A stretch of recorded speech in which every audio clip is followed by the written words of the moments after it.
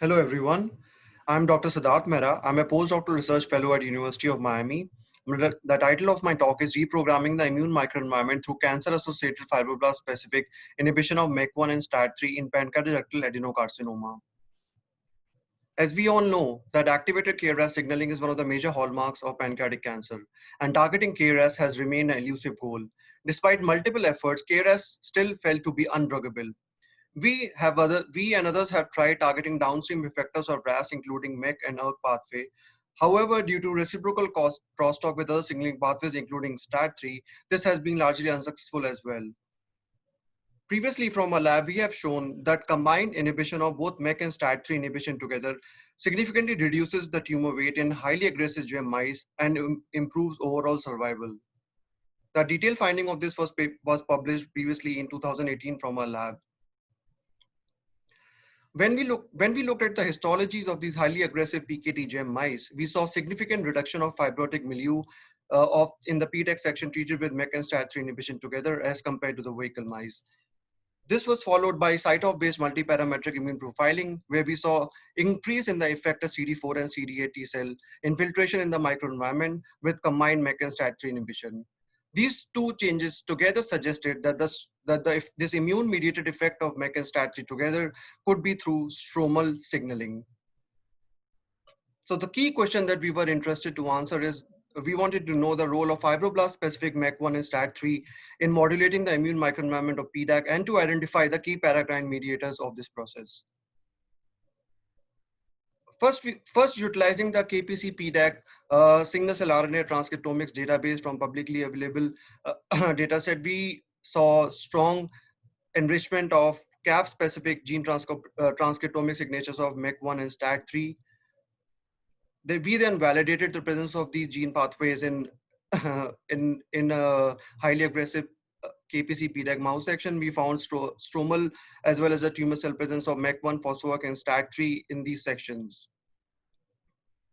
So to be specific in our approach, we utilize CRISPR-Cas9 genomic editing technology to knock out both MEK1 and STAT3 in KPC CAF-derived cell line. And we performed RNA sequencing analysis, which revealed significant enrichment of antigen processing and presenting pathway, including IL-12, interferon gamma signaling in these double knockout CAFs as compared to the wild type. Along with this, we found significant downregulation of immune suppressive pathways like Wnt beta-catenin, collagen pathway synthesis, and collagen formation also in these double knockout CAF compared to wild type. On performing the cytokine analysis on these double knockout CAF, we found significant increase in the IL-12 cytokine, which is one of the most prominent Th1 polarizing CD8 effector T cell recruiting cytokine.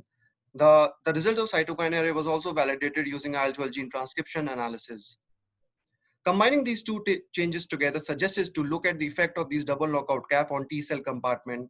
Next.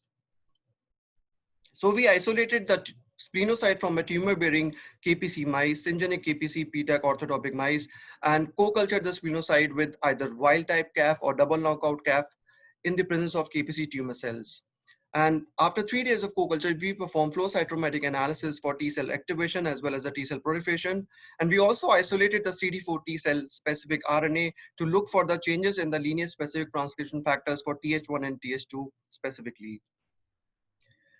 We found in the presence of double knockout CAF, we found significant increase in the CD4 T cell proliferation as well as in the CD8 T cell proliferative potential, along with the increase in the activation state of both CD4 and CD8.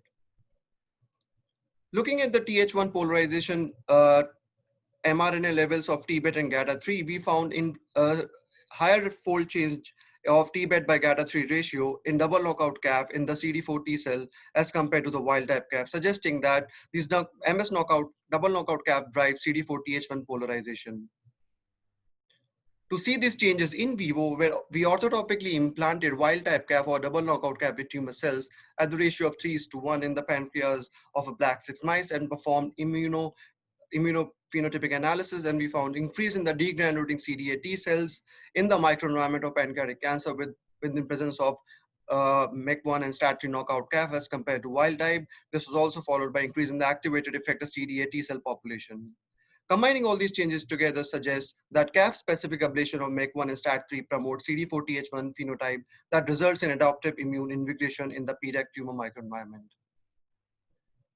In the end, I'd like to thank my mentor, Dr. Nipun Merchant, my co-mentor, Dr. Datta, and all my fellow lab members and colleagues. I'd like to thank all the financial organizations for their support, and also like to thank APF for giving me this opportunity to present my work on this virtual platform. Thank you.